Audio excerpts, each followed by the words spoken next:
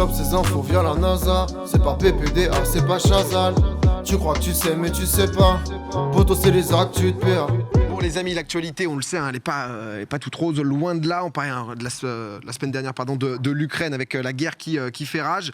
J'ai pas envie à chaque fois dans les actus de PA de vous amener que des news qui font bader, qui sont déprimantes, etc. Mais je trouvais quand même intéressant de parler du dernier rapport du GIEC, puisque assez peu de médias l'ont fait, ça a été assez peu traité, etc. Et je me suis dit, on va en parler. Alors, vous en faites pas, je vais vous donner les informations. Déjà, c'est quoi le GIEC? Qu'est-ce qui se passe? Donc le GIEC, c'est le groupe d'experts intergouvernemental sur l'évolution du climat. C'est fondé en 1988, beau petit logo. C'est l'Organisation météorologique mondiale et le programme des Nations Unies pour l'environnement à la suite du G7 qu'il a fondé. Il y a 195 États membres. Il y a 6 rapports qui ont donc été publiés depuis sa création. Chaque année, justement, ça fait l'état de la détérioration du climat. Le rôle, en gros, de l'organisation, on va le voir, c'est donc de compiler, étudier, analyser l'information scientifique, technique, socio-économique qui concerne le risque de changement climatique provoqué par l'homme. Donc on entend souvent parler, c'est souvent alarmant, où on nous dit justement que c'est assez terrible ce qui se passe pour la planète. Comment ça fonctionne? Après, je rentre un peu plus dans le vif du détail, mais au moins pour vous expliquer le fonctionnement du GIEC, il y a en gros 3 groupes d'études. Donc le groupe 1, il étudie donc en premier les aspects scientifiques du changement climatique. Le 2, tout ce qui est conséquences du changement climatique. Et le 3,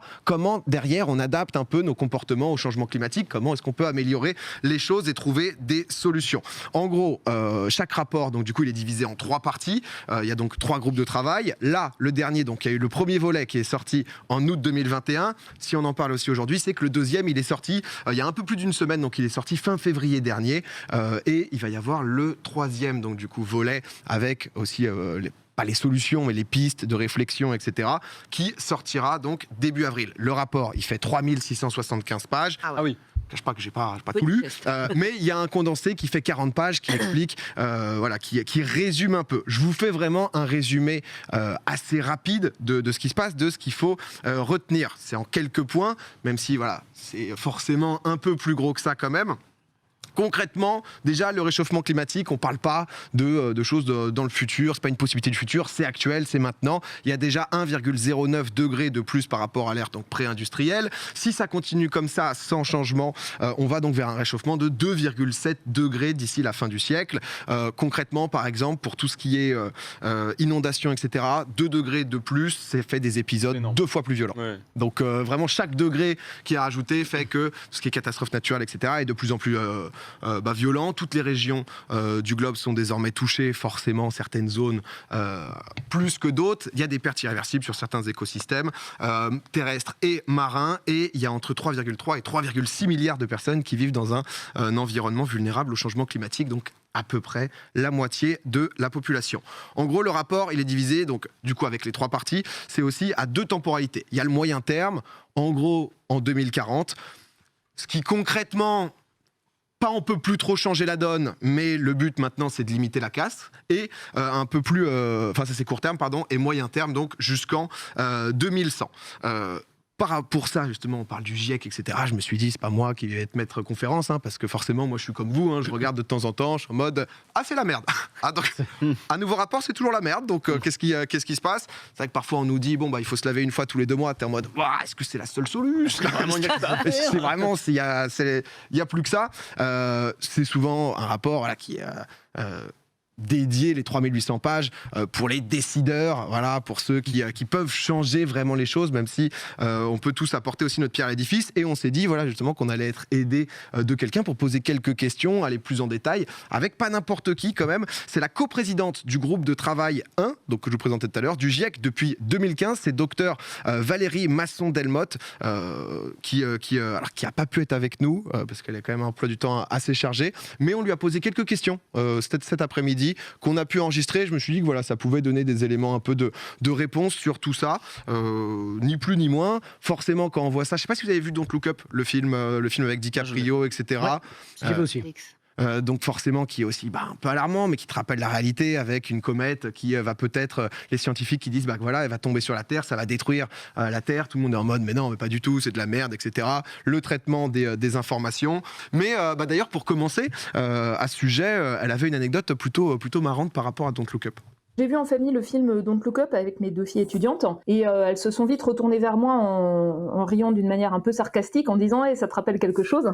Et elles avaient tout de suite en fait tilté sur cette satire qui montre un mécanisme de déni devant une situation d'urgence. Et donc j'avais fait une tribune en espérant qu'un film comme celui-là, une satire en fait, elle peut permettre peut-être d'avoir aussi une forme de sursaut, c'est-à-dire de pas rester passif et attendre que la comète arrive. Mais au-delà du côté anecdotique, etc., dans ce rapport, donc j'ai parlé de quelques chiffres. On voulait aussi lui demander s'il y avait un seul chiffre à retenir du dernier rapport, ça serait lequel? Il y a environ 3,5 milliards de personnes, donc quasi la moitié de la population mondiale, qui sont extrêmement vulnérables par rapport aux conséquences du changement climatique. Ce sont des gens qui vivent dans ce qu'on appelle les points chauds, qui concentrent des pénuries d'eau chroniques, des moyens de subsistance, par exemple l'agriculture ou la pêche, qui dépendent en fait très fortement des conditions climatiques. En 2050, il y aura 1 milliard de personnes qui vivront dans les zones littorales, les petites îles, les basses terres, les grands deltas, et qui seront directement exposées aux conséquences de la montée du niveau de la mer, graduelle, mais aussi les extrêmes de haut niveau marin. Donc ça, c'est pour moi un chiffre important, parce que ça montre le nombre de personnes directement fragiles.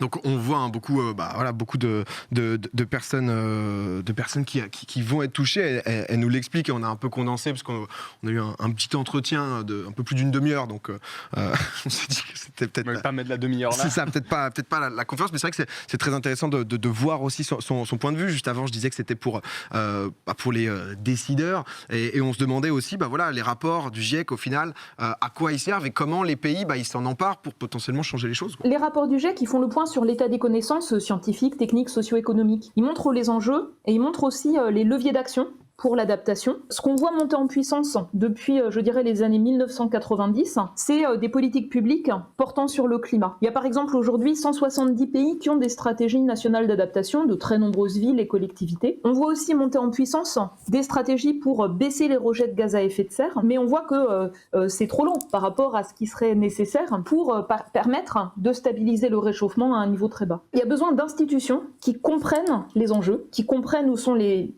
vulnérabilités. Donc on voit que ça démarre, mais ça démarre lentement et souvent c'est quelque chose qui est un peu mis dans un silo, l'action pour le climat, alors qu'en fait ça pourrait irriguer bien d'autres dimensions.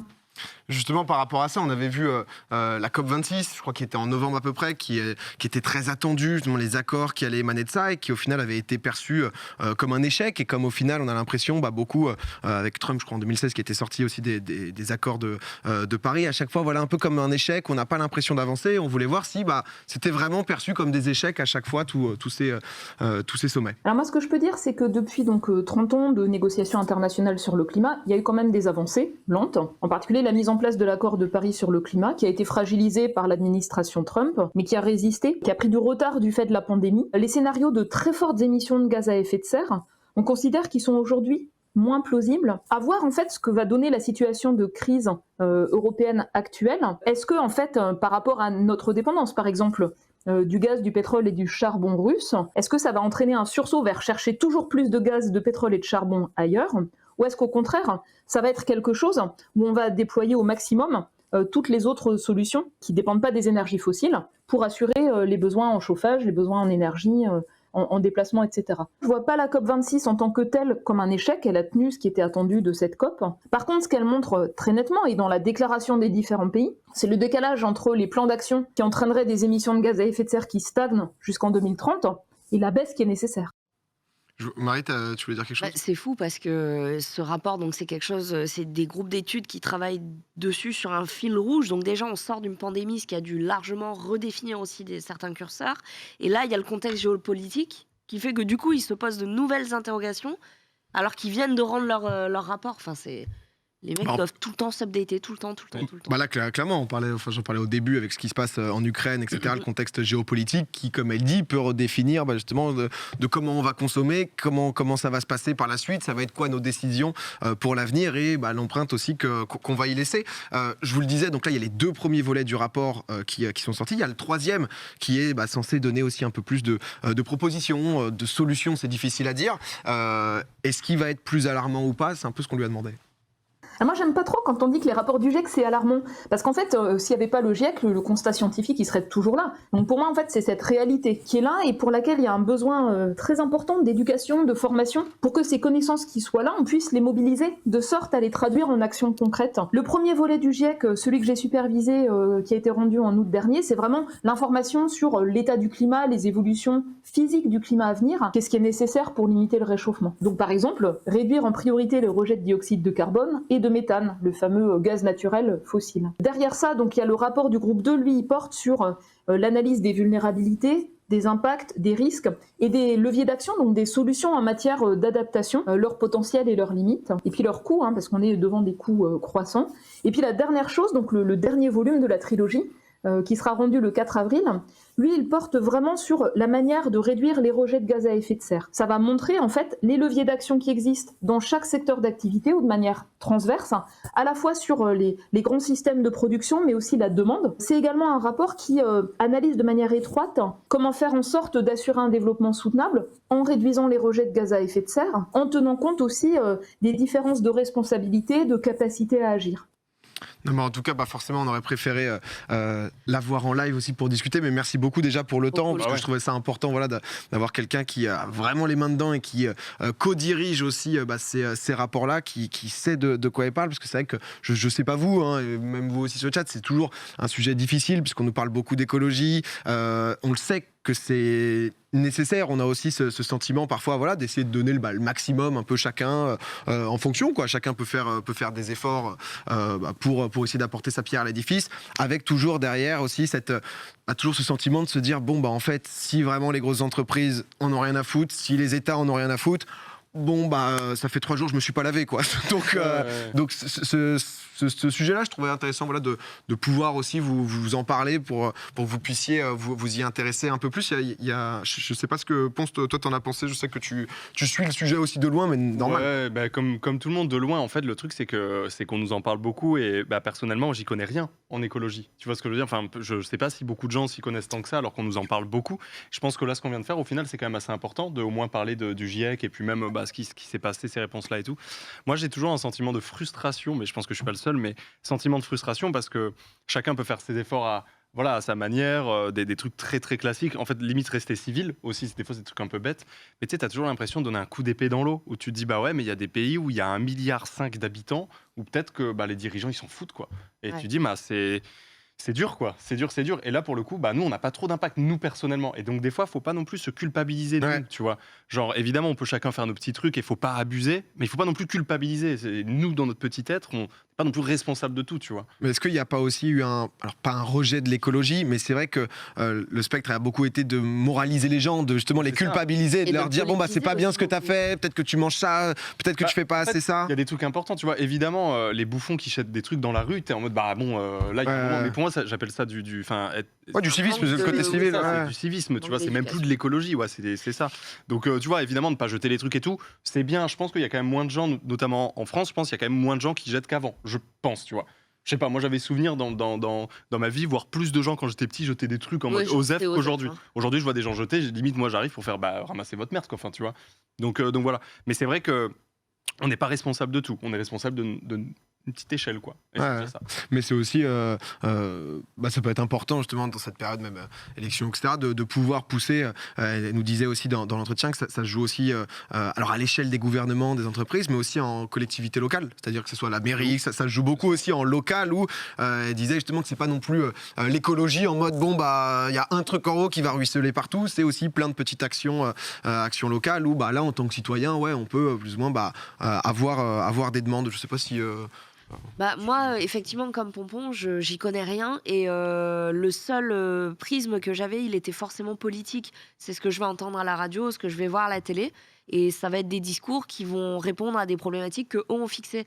Mais de savoir qu'il y a un rapport officiel mené par des équipes hyper compétentes, ça me permet aussi de voir quels sont les programmes qui vont répondre aussi à ces interrogations, quels sont les gens qui s'y intéressent, et même au niveau plus local, ça me donne envie de m'intéresser un peu plus aux élections municipales, etc.